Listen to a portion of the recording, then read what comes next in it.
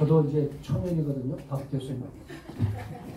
근데 SNS를 통해서 이분이 교육 공감이라는 책을 쓰신 걸로 알고 있고, 우리가 작은 자의 신음에 교통에 감흥하는 그런 단체이기 때문에 이 시간에 우리 박영범 교수님을, 박사님을 모셔서 잠깐 시간을 내서 우리가 귀한 말씀을 듣는 것이 소중한 일이겠다 싶어서 이렇게 모셨습니다.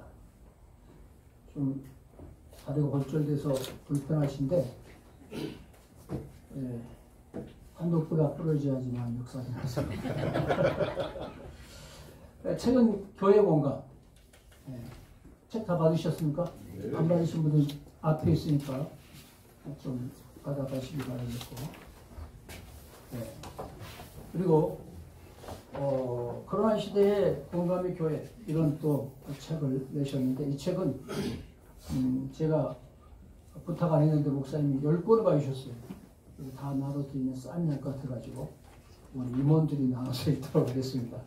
감사드리고, 현재 그 독일에서 박사학위 받으시고 평신도신앙연구소 공감마을의 연구소장이시고, 한국연구재단의 연구교수시고 서울신대 강사이십니다. 어떤 강사는 박사들이 힘들잖아요. 그래서 그 예안을 또 서로 나눌 겸 이렇게 모셨습니다.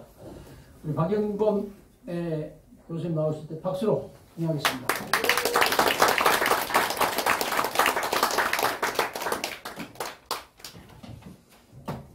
감사합니다. 다리를 한 달 반 정도 전에 다쳤는데 한 2주 정도는 통증이 심하더라고요.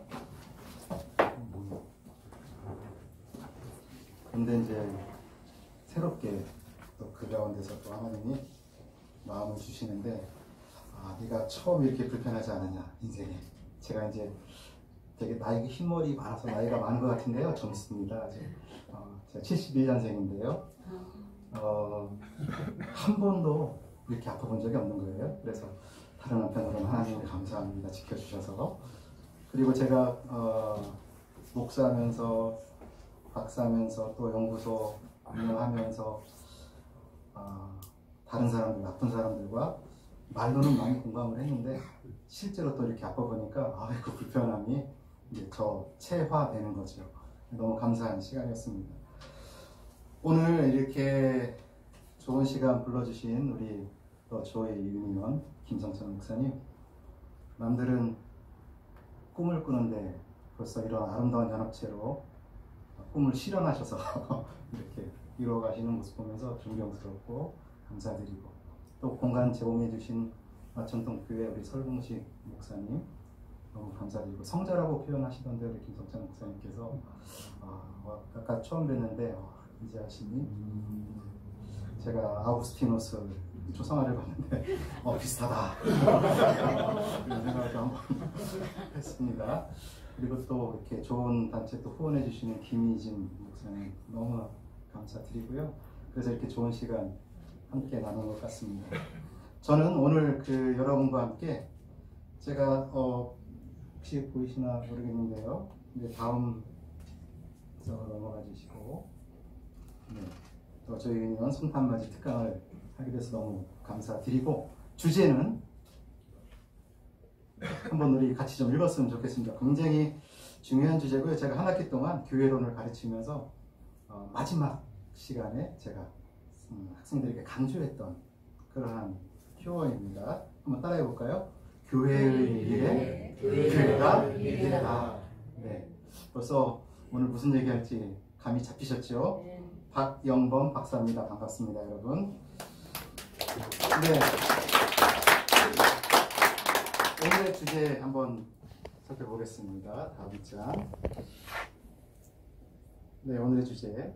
제가 우리 아들이랑 식탁 교제를 하다가 싱어 게임 요즘에 하더라고요. 거기서 김 마스터라는 어떤 분이 목소리가 아주 루이아 암스트롱 같은 이렇게 하는 분이 나오는데, 그분이 성대 결절을 앓았대요. 그분이 이렇게 얘기를 하는 거예요. 요즘 젊은이들이 너무 음악에 목숨을 거는데 그러지 마시라. 목숨은 하나뿐인데 그거 실패하면 좌절하지 않냐. 거기 목숨 걸지 마시라고 해서 저는 굉장히 신선하다 이런 생각을 했는데 그 다음 말이 아주 의미가 있더라고요. 대신에 음악에 인생을 걸어라. 그래서 저 사람은 뭐지? 이제 이렇게 생각을 한번 했거든요. 제가 그걸 다시 우리 식으로 한번 바꾸고 싶어요. 목회에 목숨 걸지 마십시오. 그러면서 뭐지? 이렇게 생각하실 텐데 목회에 인생을 보십시오. 인생을 보십시오. 왜냐하면 그분이 이렇게 얘기하더라고요. 너무 목숨을 걸면 실패하고 좌절하고 절망하게 되는데 인생을 보니까 자기가 성대 결절이 왔을 때 가수인데 노래를 못하잖아요. 좌절하지요. 절망 가운데 있죠. 그러면서 자기가 생각하기에 내가 음악에 목숨을 걸었는데 그러면은 노래를 못하면 기타를 치면 되고 기타를 못 치면 작곡을 하면 되고 이렇게 얘기를 하더라고요. 저는 인생에 그 목회에 인생을 걸면 우리가 하나님의 뜻인데 하나님의 뜻이 아니라고 생각하고 또는 하나님의 뜻이 아닌데 그것을 내 뜻이라 생각하고 하는 경우들이 많잖아요. 그럼 실패를 맛보게 되고 그러면 좌절하게 되고 하나님이 나를 미워하시나 보다. 그리고 이렇게 떠나는 사람들을 많이 봤어요. 그래서 그러지 마시라고. 인생을 걸면 하나님이 분명히 거기에 하나님의 뜻과 새로운 길을 열어주신다. 그게 우리의 미래다. 그래야 우리가 거기에 미래를 걸지 않겠어요? 오늘의 주제와 관련해서 이렇게 한번 생각해 봤습니다. 이것이 기독교의 믿음이고 미래를 바라보는 종말론. 오늘의 주제는요, 종말론에 관한 거지요. 결국은 미래니까요. 그 원리를 한번 파악해 보도록 하겠습니다. 다음 장요. 그래서 오늘 저는 이렇게 여러분과 저희 특강을 간단하게 나눠보고 싶어요. 교회의 미래를 고민하는 오늘의 교회의 첫 번째, 미래라는 단어가 지닌 의미, 한번 우리가 그 차원을 한번 생각해 볼 것이고요. 두 번째, 그러면 성서적이고 기독교적인 미래관, 종말론이라는 게 뭐고 그걸 다 알아볼 수 없으니 가장 중요한 원리, 여러분들이 고개를 끄덕이실 것 같아요. 좀 어려워도 따라오시면 성서적 미래관, 종말론의 원리를 오늘 파악하시게 될 것이고요. 그것이 오늘날 지금 우리가 맞이하는 성탄과 어떠한 연관이 있는지 이렇게 한번 특강을 제가 준비해 봤습니다. 다음 번으로 넘어갈게요. 그래서 오늘 저는 이렇게 진행을 할 거예요. 처음에 중요한 질문 하나 할 것이고 몇 가지 핵심, 우리가 그래도 특강을 드리려면 개념과 정의를 해야 되잖아요.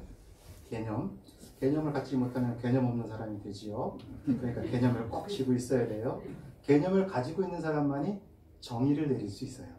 그렇죠? 그러니까 그 부분 잠깐 살펴보고, 두 번째는 교회의 미래관 보는데, 제가 구구절절 막 여러 가지 어려운 얘기를 하는 것보다 여러분이 나누어준 책의 한 텍스트를 제가 한 14분 47초 그 기간에 걸쳐서 한번 낭송해 드릴 거예요. 북콘서트에 가면 저자가 읽어주거든요. 굉장히 의미 있는 텍스트를 가장 잘 이해하고 있는 사람이 읽어주는 거니까요.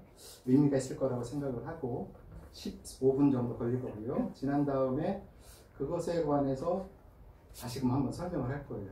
성육신 또는 인카나치오라고 하는 것이 어떻게 교회의 미래와 연관이 있는지, 교회의 원리가 무엇인지 간략하게 살펴보고, 교회의 미래? 아니 우리가 미래다. 이걸로 한번 결론을 내려보려고 합니다. 어떻게 진행이 될 건지 머릿속에 마인드맵 다 그리셨죠? 이렇게 여러분들은 따라오시면 됩니다. 좋습니다. 그러면 이제 문제 제기의 핵심을 살펴볼게요. 첫 번째, 우리의 첫 번째 핵심어는 미래라는 단어입니다. 미래라는 단어는 좀 이따가 우리가 정의를 내려보겠지만, 그 정의를 내리는 것 외에 두 가지 차원을 먼저 제가 여러분과 나눠보고 싶어요. 미래라는 것은 영미권에서는 이른바 퓨처라는 단어로 사용하는 미래가 있습니다. 라틴어 원이 푸투룸이에요. 푸투룸은 시간적 간격이 있는 거예요. 시간적 간격이 있는 미래, 그 시간. 예를 들면 12월 25일은 아직 우리에게는 시간적 간격이 있는 미래죠. 그죠? 12월 25일 성탄절. 이게 이제 이른바 퓨처라고 하는, 푸투룸이라고 하는 미래의 차원이에요. 두 번째 차원이 또 하나 있는데, 아드벤투스라는 거예요. 아드벤투스는, 아드는 뭐뭇을 향하여, 벤투스는 도착하다. 그러니까 어디로 도착하다라는 뜻이에요. 그럼 무슨 말이냐? 여러분들 대림절을 요즘 지내고 있잖아요. 대림절 두 번째 주를 지났지요. 대림절이라는 것은 영어로 하자면 아드벤트잖아요. 아드벤트. 여기에서 온 말이거든요. 토착이라는 뜻이에요. 다시 말하면 푸트룸, 저쪽에 멀리 있는 미래인 성탄절이 지금 현재에 있는 나에게 와서 막 부딪히는 거예요. 그러니까 지금 와서 막 부딪히는 미래, 도착하는 미래. 그러니까 여러분들 지금 두 번째 주 대강절 아드벤트를 지나고 있는데 감격적으로 그 시간을 지나지 않았습니까? 그죠? 지금 주님이 나에게 다가온다. 다른 말로 하면 내가 그 미래를 온몸으로 맞아 드린다. 그러니까 미래라는 차원은 이 두 가지 차원이 있다. 이거 먼저 정의를 좀 내리고요. 그 다음에 교회라는 단어에 대해서 정의를 좀 내려야 돼요. 교회가 무엇이냐라고 묻는다면 많은 사람들이 제대로 대답을 못해요. 제가 가장 쉽게 오늘 정의를 내려드리겠습니다. 제 정의는 아니고요. 사도 바울이 내린 정의예요. 고린도 교회에 보내는 편지, 고린도전서 1장 1절부터 3절에 나온 중요한 키워드 3개를 가지고 교회를 정의 내릴 수가 있어요. 첫 번째는 에클레시아 투 테우, 하나님의 에클레시아. 에클레시아는 교회라는 뜻이죠. 에크는 밖으로, 칼레오는 부르다. 그러니까 하나님의 에클레시아는 어떤 뜻이냐면 하나님이 밖으로 불러주셨다. 이런 뜻이에요. 교회의 첫 번째 정의입니다. 에클레시아 투테오. 하나님의 에클레시아. 중요한 핵심은 에클레시아의 소집 주체는 누구시다? 하나님이시다. 이거 꼭 기억하셔야 돼요. 다른 분이 아니에요. 목사님 아니고 제가 아니고 하나님이 불러주시는 거예요. 일단 교회예요. 두 번째는 엔 크리스토. 엔 크리스토. 그리스도 안에 하나님이 불러주시는데 그냥 아무렇게나 막 불러주시는 게 아니라 예수 그리스도를 통해서 또는 예수 그리스도 안에서 불러주시는 거예요. 그러면 교회의 존재 근거는 어디에 놓여 있는 거예요? 예수 그리스도. 소집 주체는 하나님, 그리고 존재 근거는 예수 그리스도. 그러면 어떠한 삶의 형태가 나타나느냐? 거룩해짐이라는 삶의 형태가 나타나요. 거룩이라는 말은 구약에서 볼 때 카도슈라는 말의 번역인데요. 카도슈는 어떤 뜻인지 아시죠? 구별되다. 구별되다. 그러니까 거룩이라는 것은요, 세상과 구별되는 것이에요. 정결례라는 것도 세상과 구별되는 방식입니다. 그래서 하나님에게 속한 것. 이게 중요한 포인트예요. 그러면 우리가 교회를 어떻게 한 문장으로 정의를 할 수가 있어요? 하나님이 예수 그리스도 안에서 불러 모아주신 거룩하여진 존재. 이게 이제 교회에 대한 정의가 되는 거죠. 세 번째가 이제 공감이에요. 공감이라는 말은 심파테이아에서 온 말인데 이 말은 함께 걸어준다 이런 뜻이에요. 공감이 좀 새로운 차원이 냈죠. 보통은 공감하면 그래 내가 감정으로 너를 갖다가 동감을 표해. 근데 공감과 동감이 다르니까 말이 다르겠죠.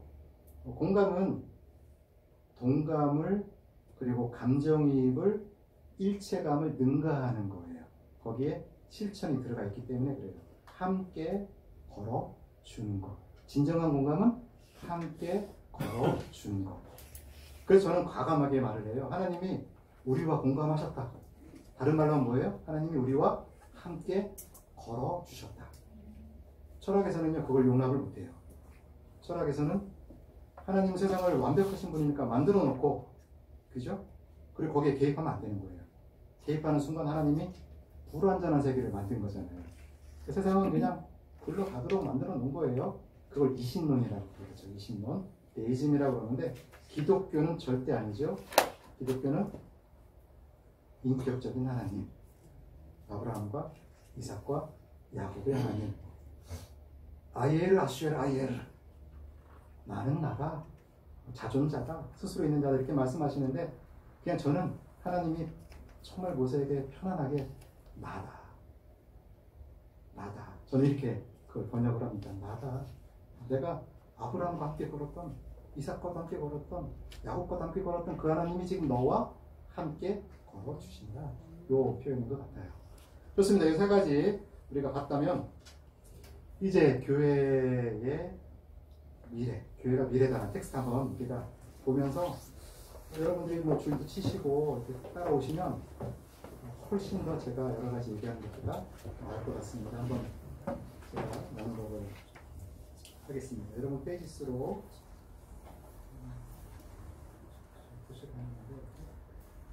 101페이지죠. 그죠? 101페이지. 교회의 미래, 교회가 미래다. 성탄절의 단상, 시간과 미래의 콜라보레이션. 나는 과거보다 미래에 더 많은 관심이 있다. 내가 살아갈 곳이기 때문이다. 아인슈타인. 시간은 흐른다. 한 해는 항상 마지막 이별을 구한다. 수많은 일과 고난에도 시간은 흐른다. 그리고 새롭게 다가올 시간을 맞는다. 미래는 무엇일까? 우리말 그대로 표현하면 아직 오지 않은 것이다. 그래서 사람들이 곧 마주하게 되지만 그러나 결코 한 번도 미리 경험하지 못한 영역이기도 하다. 일반적으로 미래란 각 주체가 느끼는 현재에 뒤이어 다가오는 시간을 가리킵니다. 사람들은 시간이 과거, 현재, 미래라는 방향으로 흐른다고 믿는다. 그리고 공간과 함께 다가오는 시간의 틀 안에서 자기 삶을 계획하고 실현하며 살아간다. 궁금한 것이 생긴다. 그렇다면 시간은 어느 방향으로 정말로 흐를까? 위를 향하는 직선으로 혹은 곡선의 형식으로 작은 점에서 확장하는 형태로 사실 시간이 어느 방향으로 흐르는지 우리는 모른다. 오늘날의 시간 이해에 있어 시간의 일정한 방향성을 부여한 것은 열역학 제2법칙 엔트로피의 법칙이다. 엔트로피, 무질서의 척도, 의수가 낮음에서 높아짐으로 나아가는 일정한 방향을 시간의 흐름이라고 보았다. 그렇다면 엔트로피의 수가 많아지는 곳이 바로 미래인 셈이다. 세상에서 이와 같은 시간의 방향성은 특별한 힘을 가하지 않는 한 부정할 방법이 없다. 교회도 미래를 준비한다. 자신이 살아온 과거와 현재를 딛고 앞으로 자신이 살아갈 미래를 바라본다. 그러나 교회는 시간을 세상과 다르게 체험한다. 다르게 체험하니 미래가 다른 방향으로 흐름을 한다. 아우구스티누스는 자신의 책 고백록 11장에서 시간의 문제를 다룬다. 그는 시간은 하나님의 무로부터 창조와 함께 주어졌다고 보았다. 그렇다면 시간에는 처음과 끝이 존재할 것이다. 그러나 시간은 과거, 현재, 미래의 확실한 구분점을 갖고 존재하지 않는다. 인간은 시간을 항상 현재의 형태로만 체험한다. 즉 과거의 현재, 현재의 현재, 미래의 현재로만 체험한다. 과거는 더는 존재하지 않는다. 그리고 미래는 아직 존재하지 않는다. 체험된 시간은 오직 의식 안에서만 과거와 미래의 형태로 파악된다. 그래서 아우구스티누스는 시제를 기억하는 현재, 이성적으로 바라보는 현재, 기대하는 현재로 정의한다. 또한 시간은 의식 안에서 존재하기에 인간은 오직 의식을 통해서만 시간의 흐름을 알아차릴 수 있다. 그 외에 순수한 미래나 과거는 존재하지 않는 셈이다. 그렇다면 현재의 현재를 살아가는 교회가 기대하는 미래의 현재, 이것이 바로 교회가 생각하는 미래인 셈이다. 교회가 바라보아야 하는 미래, 미래학이라는 학문이 있다. 여기서 미래는 현재의 결과물이 계속 축적하여 발전하는 성장의 과정이다. 그래서 미래를 물질 문명이 더욱 첨단화한 공간으로 전제한다. 미래학은 매우 다양한 학문과 연계하여 현재를 분석하고 대안적 미래를 현재의 선택을 위한 지침으로 제공하려 한다. 그러나 여기에 다시금 교회의 중요한 질문이 놓이게 된다. 미래는 어떤 방향으로 나아가는가? 그 방향이 참으로 위를 향하는 직선과 같이 계속 발전하는 미래라고 어떻게 확신할 수 있을까? 오히려 그 방향이 아래를 향하는 추락하는 직선. 그래서 결국 파멸로 달려가는 시간의 과정이 아니라고 어찌 확신할 수 있겠는가? 이런 질문은 교회의 중요한 도전도 다가온다. 만약 교회가 파멸을 향해 달려가는 미래를 바라보고 이러한 미래에 부합한 청사진을 마련한다면 교회는 세상의 파멸과 함께 사라질 것이다. 더구나 세상의 파멸에 동조하여 돕는 미련한 공동체가 될 것이다. 맹인이 맹인을 인도하면 둘이 다 구덩이에 빠질 수밖에 없다. 질문은 금세 달라진다. 교회는 어떤 미래를 바라보는가? 괜히 교회의 미래를 걱정하는 사람들은 현재의 위기를 진단하고 교회의 미래를 예상하고 그리고 이를 교회가 준비해야 하는 미래로서 제시하려 한다. 교회에 매우 필요한 노력이다. 그러나 이런 노력이 중요한 전제들을 간과하는 경우도 많다. 예를 들어 교회의 위기를 진단할 때 교회의 외형 혹은 제도나 교인이나 헌금이라는 숫자에만 치우치는 경향이다. 그리고 사회가 그리는 미래에 교회의 미래를 끼워 넣어 예측하는 경우다. 그래서 교회가 사회의 미래보다 더 첨단으로 준비되어야 한다거나 혹은 더 적극적으로 사회의 미래를 수용해야 한다고 조언한다. 물론 이런 노력은 교회가 부수적으로 마련해야 할 외부 지원병이다. 그러나 교회의 외적, 제도적 노력은 시간의 중심이자 그 완성인 복음, 예수 그리스도의 미래를 반드시 전제해야만 그 효력이 발생한다. 역사의 중심이자 미래, 예수 그리스도. 교회의 미래는 어디에 있는가? 교회는 세상과 전혀 다른 미래를 본다. 바로 그리스도의 미래다. 그리스도 예수가 완성하실 미래다. 그래서 교회의 미래는 그 방향성이 분명하게 정해져 있다. 사물과 에너지의 변화, 다시 말하면 엔트로피의 수치에 따른 인과론적 방향성, 그저 기계적으로 무의미하게 흘러가는 크로노스가 아니다. 오히려 교회는 무엇보다 다시 오실 그리스도를 희망으로 마주하는 미래, 파루시아를 바라본다. 시간이 하나님의 창조물이라면 그리스도의 재림은 시간의 끝을 의미하기 때문이다. 그래서 그리스도교 신학은 시간의 너머를 영원이라 하였다. 영원은 시간의 무한한 연장이 아니다.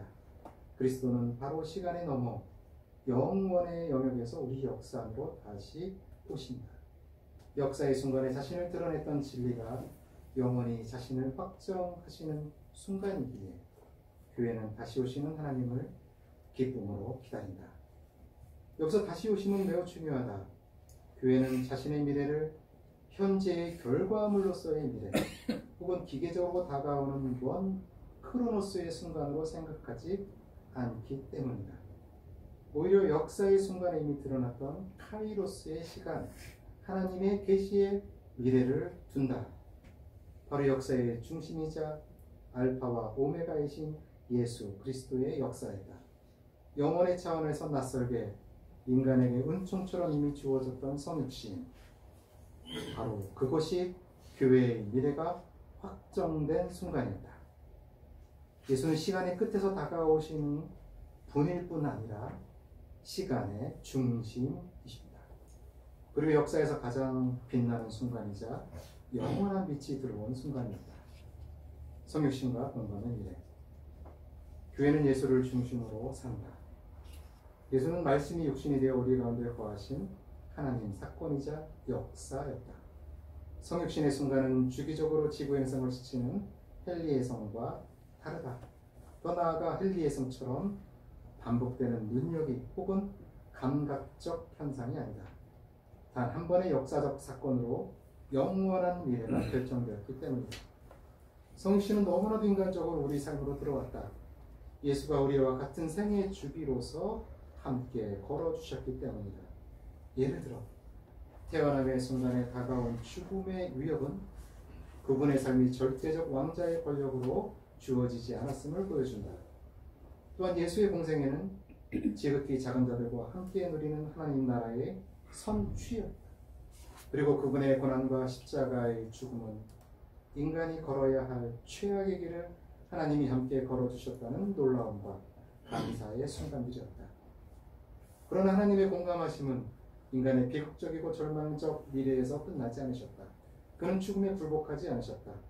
우리의 고백처럼 장사된 지 사흘 만에 부활하셨다.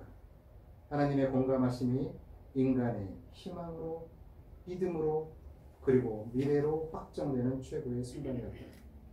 부활하신 주님은 부활 영체로서 나타나시어 다가와 함께 걸어 주신다. 누가복음 24장. 단지 심리적 부활이나 꿈속에서의 만남이 아니라 참으로 실제적 만남을 통해서 진리가 드러났다. 이런 이유로 제자들은 눈이 열리고 마음이 뜨거워졌으며 곧 일어나 다시 예루살렘으로 돌아갔고 죽기까지 예수 복음을 전했다. 교회는 부활하신 주님을 성령으로 만난다. 성령은 하나님 현재도 여전히 교회와 공감하신다는 강력한 증거다.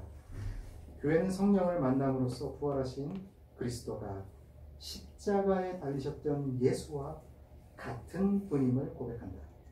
그리고 살아생전에 그분이 말씀하시고 행하셨던 일이 하나님 나라의 누림이었고 기쁨이었음을 회상한다. 공감이 함께 come 그 길을 걸어가는 것 혹은 체험하는 것 파시오이라면 예수의 일생은 하나님이 우리 인간과 함께 길을 걸어주신 공감의 사건임이 틀림없다. 특히 예수는 인간과 가장 깊은 어둠의 영역인 죽음을 함께 걸어주심으로써 부활이라는 새로운 희망을 주셨다. 그래서 교회는 오늘의 고난 가운데서 여전히 희망을 품고 살아간다. 교회는 성육신하신 하나님의 사랑에 깊이 공감함으로써 세상과 구별된 존재, 거룩하여진 성도로서 자신을 세상에 드러낸다. 그래서 교회의 미래는 예수처럼 다른 존재와 함께 걸어준 공감의 미래다. 이처럼 성육신 하나님의 공감하심은 시간의 신비와 맞닿아 있다. 교회가 미래다. 사회의 미래는 여전히 안개 속과 같다. 사회는 교회가 생각한 것보다 빠르게 발전한다. 사람들의 사고는 더욱 세분화한다. 인간은 할 수 있는 모든 영역에서 자신의 한계를 깨뜨리려 시도한다. 이것이 사회가 바라보는 미래의 모습이다. 그러나 교회는 세상과 전혀 다른 미래를 갖는다. 즉, 기술 문명의 발전, 호모 데우스, 인간 하나님이 되려는 인간의 욕망에 맞선 그리스도의 미래다. 교회는 자신을 중심으로 살아가려는 인간의 미래에 맞서 사랑과 섬김의 질서를 삶의 현장에서 펼치는 존재다. 그리고 세상이 줄 수 없는 평안을 누리면서 이를 세상과 함께 나누는 존재다. 발전된 문명에서도 여전히 치명적인 실존적 질문에 휩싸인 인간과 복음으로 소통하고 공감하는 존재다. 그들에게 영생의 미래를 나누어주는 존재다. 다른 곳에 미래가 놓이지 않는다. 확실한 미래를 고백하며 이미 주어진 미래를 실현하는 교회가 바로 미래다. 교회의 미래는 역설적으로 과거의 현재에 놓인다. 즉 성육신하신 사건이 교회의 미래다. 무슨 말인가? 교회는 시간의 마지막 미래에서 세상을 완성하실 분, 다가오실 그리스도 예수의 미래를 바라본다. 그래서 미래를 하나님 나라의 종말론적 시선으로 확정한다. 그러나 완성될 미래인 하나님 나라는 예수와 더불어 역사의 순간에 이미 드러났다. 예수는 하나님 나라를 선포하셨고 하나님 나라를 실현하셨으며 그리고 마침내 하나님 나라가 되셨다. 이것이 교회의 미래이자 미래의 삶을 빚어갈 원리다. 한 해의 마지막에 놓인 성탄절은 역사의 중심이자 미래인 말씀이 육신이 되어 우리 가운데 거하신 은총을 기억하는 시간이다. 그래서 교회는 크리스마스를 즐거움과 기쁨으로 맞는다. 교회는 하나님이 인간이 되신 그곳에 미래가 있음을 안다. 기쁨과 감사로 역사의 가장 찬란했던 순간이자 인류의 미래인 성탄절을 오늘도 맞는다. 그리고 미래를 성취한 존재로서 자신을 드러낸다. 어찌하니 기쁠 수 있겠는가.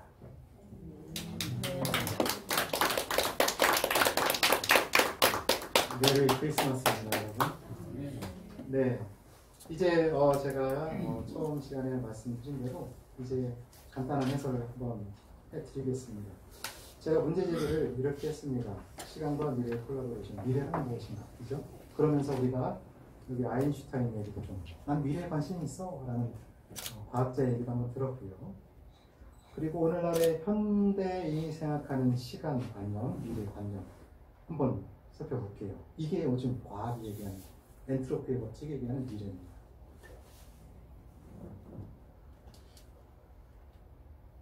상자 안에 전기분자 100개가 들어있죠. 그리고 계속해서 풀어주십시오. 비상장이 피어있고요.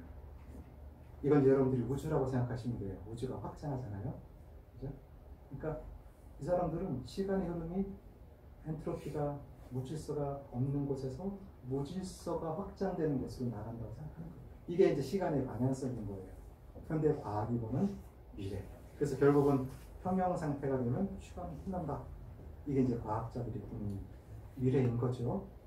그러나 우리 기독교는 그렇지 않잖아요. 그죠? 창조와 함께, 다시 말하면 공간과 함께 시간이 창조된 거죠. 주어진 거죠. 하나님이 창조하신 거니까. 창조됐으니 그 끝이 있죠. 요즘 혹시 여러분들 시작됐는데, 뭐가 시작됐는데 영원한 것이 있으면 저한테 꼭 한번 알려주십시오. 제가 열심히 연구 한번 해보렵니다. 시작된 모든 것은 반드시 그 끝을 가지고 있죠. 그러니까 시간도 우리 기독교적 입장에서는 끝이 분명히 있어요. 저게 이제 과학이 생각하는 것이라면 기독교에서도 굉장히 시간에 대해서 이제 많이 고민을 하고, 특히 아우구스티누스, 위대한 신학자이자 철학자인 아우구스티누스는 시간 가운데 인간이 체험할 수 있는 것은 현재다. 여러분 가운데 혹시라도 5분 전의 과거를 저한테 증명해 보실 분이나 5분 후의 미래를 저한테 증명해 주실 수 있는 분이 있다면 또 말씀해 주세요. 제가 그분을 굉장히 귀하게 여겨야 됩니다. 그런 사람이 아마 없을 거예요. 그러니까 아우구스티누스가 그걸 본 거예요. 우리는 현재만 경험하는구나.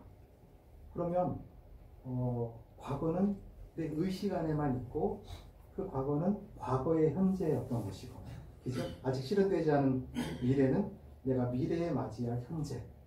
이러면서 하나님과 우리 사이를 쫙 이렇게 아주 쫙 거리를 이렇게 두 개 만드셨거든요. 여기에서 이제 조금 한 발 더 나가는 겁니다. 우리가 더 나가 보는 건데요. 다음. 이렇게 보면 이제 시간과 미래는 과연 어느 방향으로 나가는지에 대해서 우리 아우구스티누스 신학자께서 말씀해 주지 않으셨어요. 그래서 그 부분에 대해서 한번 우리가 생각을 해봐야 됩니다.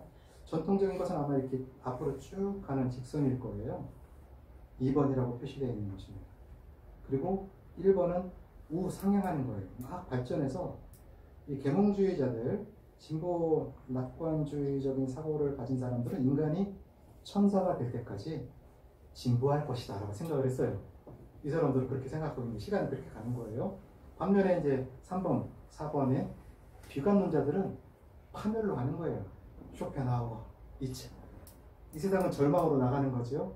결국 파괴되는 그 세상에 우리는 그냥 한 순간을 살아가는 존재. 그리고 신비주의자들은 내가 태어난 곳으로 다시 돌아가는 것. 이게 이제 시간의 흐름이라고 생각했던 거죠. 그리고 오늘날의 과학은 한 곳에서 이렇게 막 확장하는 거. 근데 이게 아니라는 거예요. 우리 기독교의 종말론, 시간 개념, 미래 관념은 다음으로 넘어갈게요. 우리의 관념은 이렇게 일단 되어 있어요. 그죠?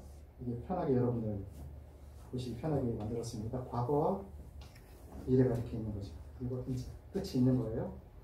어떻게 시간관념이 생기냐면, 첫 번째, 현재에 나가 성령을 만남으로써 새로운 현재관념이 생기는 거예요. 이 기독교적인 시간관념이에요. 성령을 만나니 영원하신 분과 내가 만나니 나의 유한성이 보이기 시작하는 거예요. 그리고 성령 충만한 사람은 이상하게 하늘을 보는 게 아니라 과거를 보죠. 왜냐하면 성령이라는 분이 어떤 분이냐면 누가복음과 서신서에 보니 예수의 영이자 그리스도의 영이 다시 오신. 그러니까 성령 충만하신 분은 예수를 안 떠올릴 수가 없어요. 왜냐하면 예수님이시니까, 다시 오신 예수님이시니까 과거로 가는 거예요. 벌써 지금 현재에서 과거라는 시간관념이 생겼죠. 그죠? 그리고 그 과거에서 예수님이 무슨 일을 하셨는지 보니까 예수님께서는 하나님 나라를 선포하셨고 주변에 하나님 나라를 이루셨고, 그죠? 그러니까 먹이심, 고치심, 학교를 쫓아내심 이런 것들은 다 하나님 나라의 표징인 거예요. 하나님 나라는 굶어주는 사람이 없는 거예요. 그리고 존재가 손상된 존재가 없는 거예요. 활짝 핀 꽃같이 다 펴있는 거예요. 건강하게. 그리고 죽음이 엄습하지 못하는 것. 예수님 주변에 이루어졌잖아요. 이게 하나님 나라거든요. 하나님 나라가 이루어졌구나. 근데 그 하나님 나라를 이루신 예수께서 부활하신 후에 하늘로 가셨죠. 그리고 다시 오신다고 얘기했으니 과거로 시선을 간 사람이 어떻게 돼요? 다시 저 먼 미래를 바라보게 되는 거예요. 그리고 미래를 보니 거기에 그리스도의 미래가, 다시 오실 그리스도의 미래가 보이는 거예요. 시간관념이 계속 생기는 거예요. 미래관념이 생기는 거예요. 하나님 나라가 완성되고. 그러니까 현재에서 성령 충만하니 과거 예수를 보게 되고, 과거 예수를 보니 하나님 나라가 보이고, 하나님 나라는 미래, 영혼에서 다가오는 곳이고, 미래가 우리는 방향성이 보이겠죠. 그리고 그 미래가 어떻게 된다? 지금 다시 우리로 다가온다. 이 차원은 어떤 차원이겠어요? 한 번 더 어떤 차원이겠어요? 첫 번째, 미래에 두 차원이 있다고 그랬죠? 지금 저 영원에 있는 하나님 나라는 푸트룸, 그죠? 12월 25일과 같은 미래인 것이고, 그 미래는 지금 이 순간에도 우리에게 다가오죠. 아드벤투스, 대감절, 대림절처럼 우리가 맞아들이는 미래. 이게 기독교가 유일하게 가지고 있는 종말관이자 미래관인 거예요. 시간관인 거예요. 여러분들이 이런 시간관을 가지면 그래, 우리가 방향성을 갖지 않는 세상을 쫓아가기보다는 확실한 미래를 가지는 기독교적 미래가 훨씬 더 우리에게 유익하구나 생각이 들 겁니다. 자, 정리를 한번 해보겠습니다. 자, 한번 첫 번째, 여러분 세상의 미래에는 방향성이 없어요. 그죠? 여러 가지 방향성을 얘기했는데 그렇게 어디로 가는지 아무도 몰라요. 두 번째, 교회만이 특정한 방향성의 미래를 고백한다. 그게 뭐예요? 한번 따라해 볼까요? 그리스도의 미래. 그리스도의 미래. 이게 기독교가 가지고 있는 미래예요. 세 번째, 교회만이 현재에서 과거로 시선을 돌리고 과거에서 이미 선취된 완성된 미래, 영원을 바라보고 미래에서 다가오는 그리스도의 완성된 미래를 현재에서 맞아들이는 놀라운 그러한 역사관, 미래관, 종말관을 가지고 있는 존재입니다. 네 번째, 여러분이 맞이하는 다가오는 성탄절은요, 역사의 중심이자 미래, 영원히 선포됐으니까요. 거기에 하나님 나라가 선포됐으니까요. 성육신 사건을 온전히 누리며 축하하는 시간이다. 교회는 하나님이 인간에 계신 그곳에 미래가 있음을 안다. 다섯 번째, 교회의 미래를 묻는가? 많이 묻지요, 그죠? 여러분 세상의 미래 쫓아가지 마시고요. 아니, 그리스도의 미래, 우리에게 주어진 미래를 고백하고 누리는 현재 교회가, 여러분들이 바로 세상의 미래가 되어야 됩니다. 세상의 미래입니다.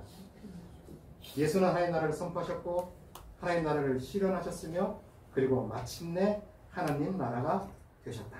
이것이 교회의 미래이자 미래의 삶을 빚어갈 원리입니다.